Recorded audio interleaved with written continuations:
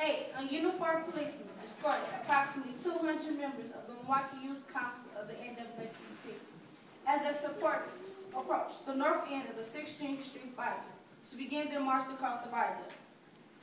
Youth Council commandos flank marchers. The commandos are youth Negroes who act like security guards for the Youth Council during demonstrations. At 6:25 p.m. at the north end of the 16th Street Viaduct stood a contingent of parishioners from St. Veronica's Parish on the far south side. Father James Groppi once served as assistant pastor at St. Veronica's. They held signs reading, "Welcome to the South Side," and joined in the march. There must have been 50 or 60 people there. They fell into line with us, so that we are no longer 2 by 2. People started to bunch, 3, even 4, 5 across. We, the commandos, ran back and forth into the line. Keep it tight. Come on. Stay with it. Sister, are you okay?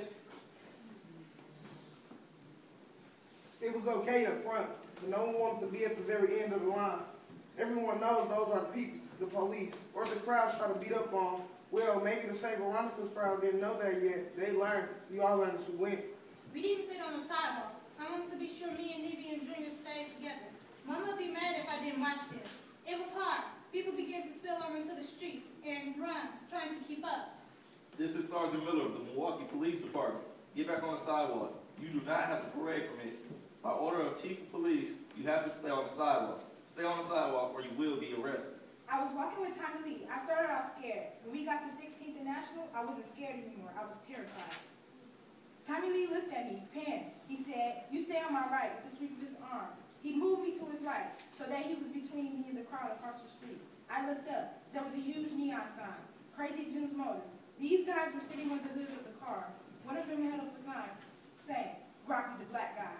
For an instant, I thought that doesn't make any kind of sense. I wanted to laugh, to say something funny to Tommy Lee, but my brain would not get into gear.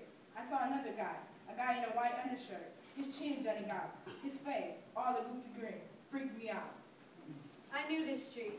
Here were the restaurants where I hung out in high school after football and basketball games at Don Bosco High School. We'd go to Pepe's, great pizza. You could always count on seeing a friend there. We walked past Pepe's, the same place I've been coming for years. I looked at the expansive windows angled in towards the door. I touched the glass. It was cold and smooth. No one stood in this doorway. No one glared at us through the windows. I thought, it's okay. I know this place. I'll be all right. We'll be all right. The crowd at Crazy Jim's Motors was scary, so I looked beyond them. Up ahead was a stretch with fewer people. When we got there, I thought, farther south on 16th Street, we'd be okay. But something changed. I felt like I was walking through a tunnel, and just beyond the safety of the tunnel, I didn't know what I'd find. The noise picked up. We were walking into noise. It was something like the noise of a crowd of a football game, the noise of the home team fans, and you're the visitor. No, I might have thought that at first, but then, no. That wasn't even close. It was something much more deeply antagonistic, a wave of hate, the sound of hate, blurring individual words I couldn't believe. Then we turned onto Lincoln Avenue. The crowd thickened again. I couldn't ignore it anymore. The blunt force of hate finding rhyme and a rhythm. I don't want to jig next door, keep them in the inner core.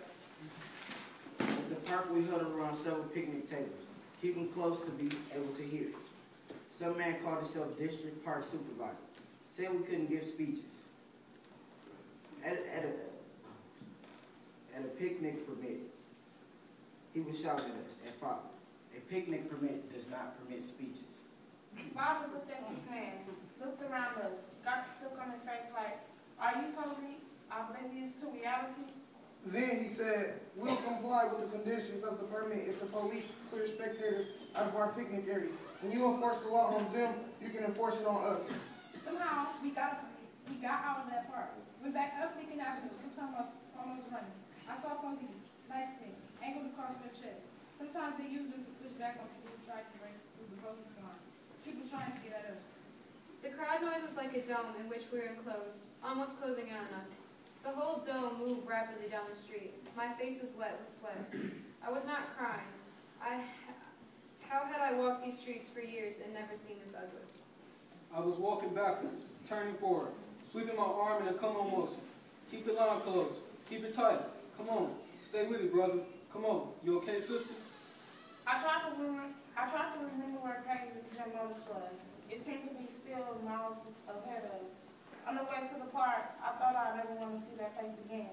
On the way back, I wondered if we would ever get there, and beyond there to the safety of the north side. Bottles started flying through the air, smashing on the roads, the sidewalks. You could hear the crunch of the glass as the marchers ran over it. Rocks, all kinds of garbage were all being thrown at us. I wasn't sure where Junior was, maybe up ahead with Bob, Nibby, and I put our picket signs over our head, crouched, and kept running. Tommy Lee yelled, "Duck!" I turned to see what he was yelling about. That's when I got hit. I grabbed my head. Careful, careful now. Don't fall on the glass. I was running right next to a cameraman. At least I didn't have to carry some heavy old thing like that. Hurry up, y'all. Watch it. Don't fall. Don't fall behind. At 9:25 p.m., 125 policemen in Rydham struggled to keep as many as 5,000 spectators and counter-demonstrators from the line of about 235 marchers. When the marchers reached the safety of the viaduct, they looked like refugees from a battle. They were dazed and bewildered, some still suffering from the effects of the tear gas that hung in the air. Some could not walk and had to be carried by other marchers. Blood streamed down the face of a young white seminarian who had been hit by a bottle. After the marchers were across the viaduct, I found my way to my car. I had almost forgotten where I parked. I put the key in. I was shaking. I felt cold. I had been afraid of what was on the street. Now, it hit me. I was not afraid for myself. Not afraid for the marchers who at least had each other. I was afraid for the white children there. The toddlers and the parents, learning to shout, learning to hate, learning to shout, Niggers!